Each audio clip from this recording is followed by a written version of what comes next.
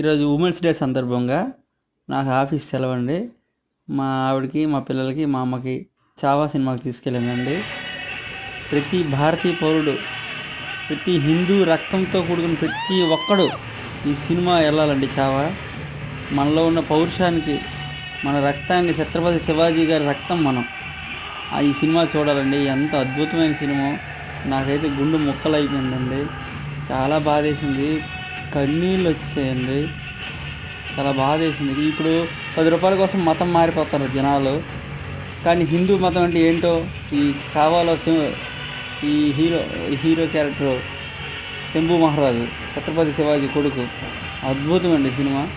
దయచేసి ప్రతి ఒక్కరు ఈ సినిమాకు వెళ్ళాల్సిందిగా కోరుకుంటాను. ఈ తెలుగులో 7వ తేదీ మార్చి 7 రిలీజ్ అయిందండి. ఎప్పటి నుంచో వెళ్ళాలనుకుంటున్నాను, కానీ మన అదృష్టవశాత్తు తెలుగులో కూడా వచ్చింది. ఈ సినిమా చాలా బాగుందండి.